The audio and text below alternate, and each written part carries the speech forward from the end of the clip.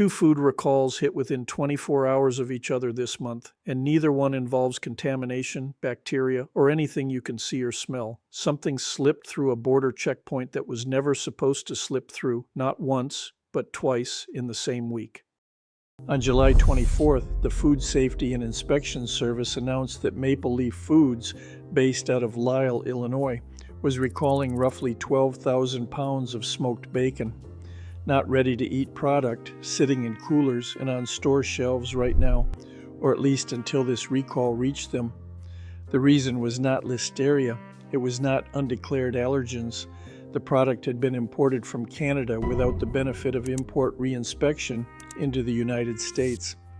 In plain language, bacon crossed the border and entered the American food supply without going through the check that exists specifically to catch problems before they reach your kitchen. One day earlier, on July 23rd, a nearly identical story played out with a different product. BCI Foods, the importer of record out of St. Hyacinthe, Quebec, recalled about 4,300 pounds of chicken noodle soup. The product, a 10.5-ounce can branded Tasty Kitchen. Chicken noodle condensed soup, product of Canada, carried a best-by date stretching all the way out to February of 2028. Same violation, same missing safeguard. Imported without the mandatory reinspection that is supposed to happen every single time meat and poultry products cross into this country. Here is why this should bother you more than a standard contamination recall, not less. When a product gets recalled for salmonella or listeria, that means the safety system worked. These two recalls represent the opposite. The safety system did not catch anything because the product never went through the check in the first place. Nobody tested this bacon, nobody tested this soup, not because it failed inspection, but because inspection never happened, and it sat in the supply chain, potentially for weeks, before FSIS caught the paperwork failure that let it in.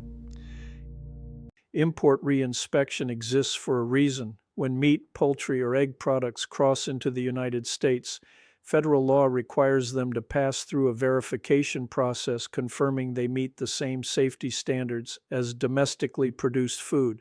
That process is not optional, and it is not a formality. It is the last checkpoint standing between an imported product and your dinner table. When that checkpoint gets skipped, you are not just missing a stamp on a piece of paper. You are missing the only confirmation that anyone in an official capacity actually looked at that product before it reached a store shelf. Think about how many hands and how many steps a single product moves through before it reaches your kitchen. It leaves a processing plant, crosses an international border, moves through a distribution warehouse, gets loaded onto a truck, arrives at a store, and finally lands in a shopping cart. Import reinspection is supposed to be the one moment in that entire chain where a federal inspector actually looks at the product and confirms it meets the same standard as anything made domestically. Skip that single step, and every other link in the chain is operating on a false assumption. Retailers assumed it was cleared. Consumers assumed it was cleared. Nobody was actually checking, and the product moved forward anyway. And this did not happen once. It happened twice in 2 consecutive days from 2 separate companies, both sourcing out of Canada. That is not a coincidence you can wave away as a single clerical error. That is a pattern showing up in the exact same corridor of the supply chain in the exact same short window of time. When one company misses a reinspection requirement, that is an isolated mistake. When 2 unrelated companies miss it within 24 hours of each other, that starts to look like a gap in oversight rather than a one-off error by a single shipping clerk. So what do you actually do with this information? First, check your kitchen. If you have smoked bacon from Maple Leaf Foods purchased recently, or a can of Tasty Kitchen chicken noodle, condensed soup with a best by date of February 2028, and a lot code beginning with the numbers 592266035, do not eat it, return it, or throw it away. Second, understand that the absence of a contamination reason does not mean the product was necessarily safe. It means nobody confirmed either way, which is arguably more concerning, not less. Third, keep an eye on FSIS public health alerts going forward. When two unrelated companies fail the same checkpoint back to back, it usually means the checkpoint itself has a weak spot somewhere upstream, and more products may already be sitting on shelves that have not been caught yet. This is not a story about spoiled food.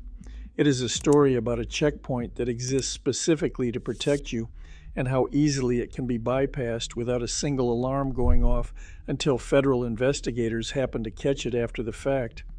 The scariest recalls are not always the ones with a horror story attached. Sometimes the scariest ones are the quiet paperwork failures that mean nobody was watching at all, and this month it happened not once, but twice in a row. If stories like this matter to you, hit like right now so more people see how close these gaps really are, and subscribe so you never miss the next alert before it reaches your kitchen.